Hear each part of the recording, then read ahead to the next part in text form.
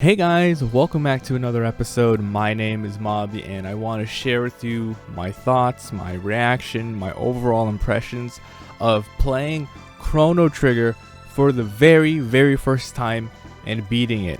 The past week or so, I think we had 5 sessions. Yeah, we had 5 streaming sessions of this game and I played a total of around 20 hours and I beat the game. I got the probably the best ending, not the 100% complete ending, but I'm gonna go ahead and spoil a game that came out in 1999. I revived Chrono, and then we went through the Black Omen dungeon, and I was able to get one of the best endings, but not the final ending. I will go ahead and talk about the added ending that they did. So, like I said, this game came out in 95.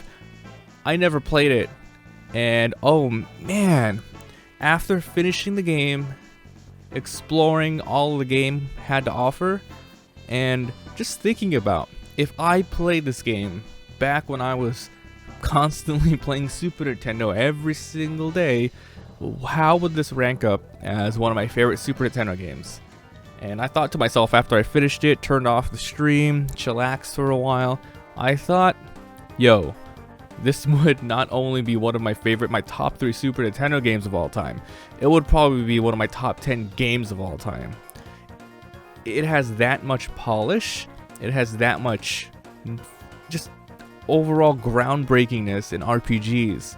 So I'll quickly give you a little synopsis if you don't know what the heck Chrono Trigger is about. And of course, all of the footage that I'm cutting in today is straight from the live stream. I am planning on playing tons and tons of new and old games that I've never played before, so please come by the live streams and experience it with me. And if you want to watch the full playthroughs of all the stuff, I am dumping all of the archive on my secondary channel for archival reasons, if you guys are interested. So the game is about a young boy named Chrono. You can name him whatever you want, but every character I named throughout the whole game I left them as is. So you're Chrono. It is the year 1000 AD and it is the day of a fair to pretty much celebrate. Oh, this is a big thing. It's like, you know, the like Y2, I was gonna say Y2K. It's pretty much like celebrating the 2000s here, IRL. So it's a big old fair. He goes over and he meets a princess, and then shenanigans happens, and they end up going across time and space to, well, I don't say, not really space time travel. No, just regular time travel to different portions of, like, it's like, okay, there's regular, there's the future, there's the very end of time. There is like 400 years ago, there's like 1200 years ago, and then there's 25 million BC. It's crazy, but it's awesome because it's pretty much the whole map, but it's different time zones. So there is a giant enemy called Lavos, and he comes from space, and he just is the source of all evil in the world, and your job is to figure out how it got there, how to kill it. Tons of twists and turns and amazing characters. This game's battle system is a real-time battle system, or in ATB, I think that's what it's called, like action time stuff. So think about like the later Final Fantasies, not the very first one where it's literally sit there, attack, wait, attack, wait. This one has a active bar where you know, depending on your character's speed, it fills up a little bit faster, and then you get to, you know, attack or use different sorts of skills, and the game shines in pretty much almost every aspect that I can think of. So let's go ahead and straight from the top and talk about the graphics. Classic Super Nintendo graphics, amazing sprite work. The character designs are famously known from Akira Toriyama, who has done a lot of the, I guess, the most famous work, Dragon Ball stuff, and then in other video game stuff, the Dragon Quest, Dragon Warrior series, all those character designs. So that's really sick. The whole time I was playing it, and new people came in, they would go, "Mommy, what game is this? It looks like Dragon Ball characters." I'm like, "That's Toriyama, guys." And then, so the graphics are top notch. It's wonderful sprite work, and it's great stuff. Mode 7 all the way, right? Let's talk about the audio. A lot of the work was also done by Nue Uematsu. Wait, got that wrong. Nobuo Uematsu? I can't remember, I'm sorry. who's also done a lot of work for Final Fantasy as well. So, oh my god, it's so good. I can just hear the music in my head right now as I'm playing. I'm probably gonna go like check out the soundtrack and just put it on blast. Actually, I'll probably be playing it throughout this video. I think that's a good thing to do. And my favorite track throughout the video. I'll probably do that. Battle music's great, boss music's great, tons of character-specific tracks whenever they pop up and stuff. It's so sick. And then, like I said, the gameplay. It's a basic JRPG, but not a lot of crazy random battles where you walk around the overmap and then you just load into the screen. This was one of the very first games I played, or like one of the very first games on Super Nintendo, where it's like, yeah, it's a JRPG, turn-based battles pretty much, but you don't, have a big old transition to another screen.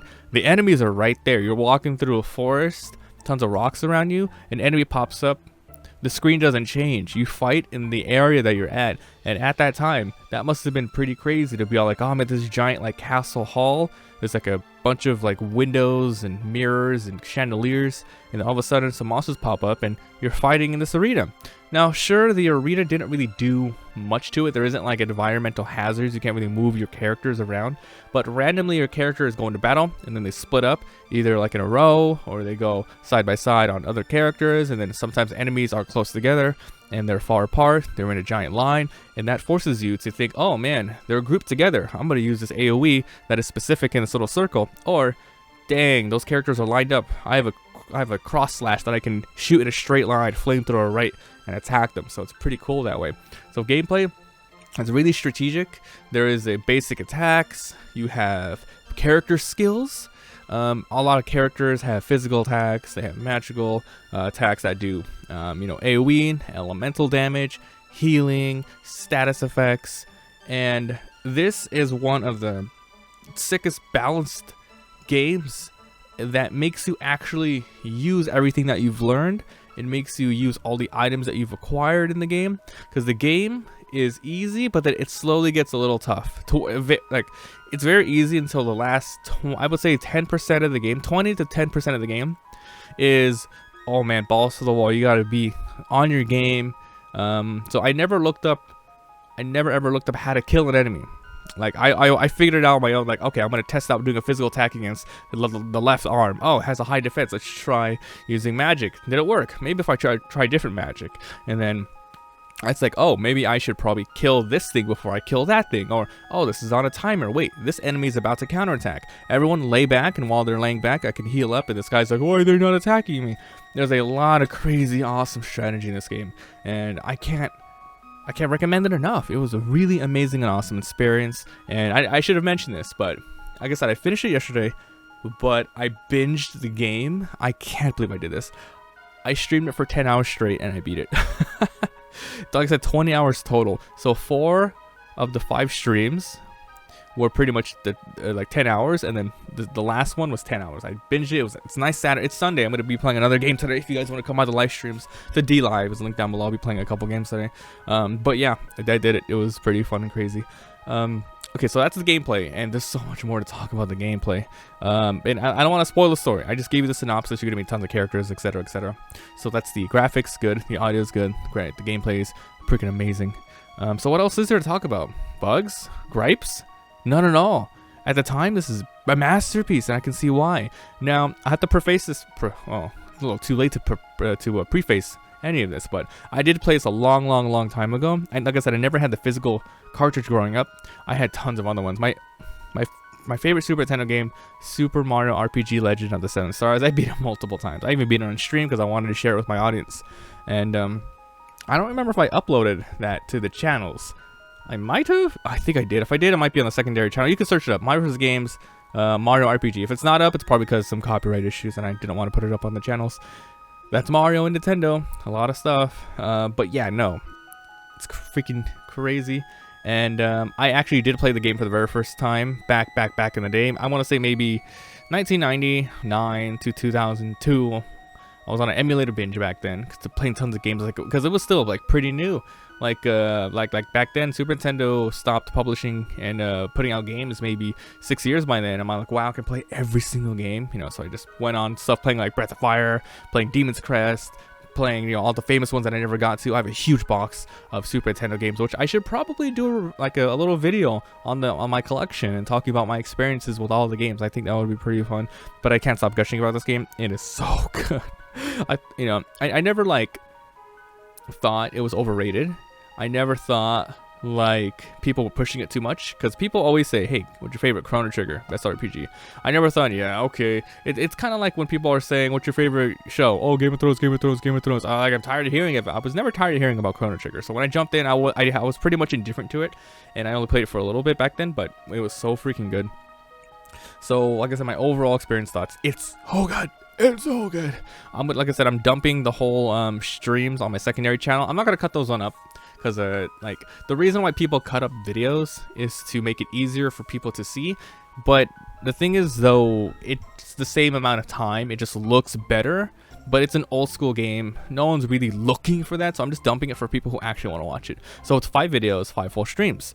So that's like 20 hours. So if you want to check it out, it's over there. I know they're probably gonna get like 0 views, but that's for archival purposes, because if I freaking, there's nowhere else to put it, you know, because I streamed on DLive and stuff. So it's there. So I have it there. I have a huge list of games that I've played and completed on stream. And if you want to, so far I have about 190 games that we've been streaming. We're doing a couple more today. So please check it out, guys. Chrono Trigger. So freaking good. Oh, wait. Before I stop, I want to talk about what I did with the endings and stuff. So the game has, I forgot to talk about it, super crazy amount of multiple endings. At any point in the game, you can go fight the final boss and end the game. And you can do that before, you know, certain events, after a character joins, doesn't join, tons of different ones, and then you get different endings with different cutscenes, with different characters there, with things affected. And I knew this coming in because it's been for, you know, games have been out forever, like 25 years at this point. And so I looked at a walkthrough just so I can get the perfect ending, like step by step, but not how to like fight monsters or anything. Because there is a point in the game where it kind of throws you like, hey, here you go, you can go fight the final boss, but you can do this optional side quest to actually get the true ending. And I wasn't gonna run around for 5 hours, so I was like, okay, you have to do this, and that was it. So, like, you know, I don't want to spend all the time, but I revived Chrono, and then we went through the Black Omen, and then we fought the boss, and then we got New Game Plus. Now, I did play the Nintendo DS version because I heard it was just a little bit better, because it had a lot more exclusive content. The DS version has a wireless play where you can train a monster. You go do monster battles and train them up Monster Rancher style and give them items. It also has exclusive quest, and it also has New Game Plus quest. So at the end of the SNES version, you pretty much just end the game and everyone goes their separate ways. And one of the unanswered like what if scenarios is Magus, the guy who plot twist has turned out to be good. He wanted to defeat Lavos the whole time.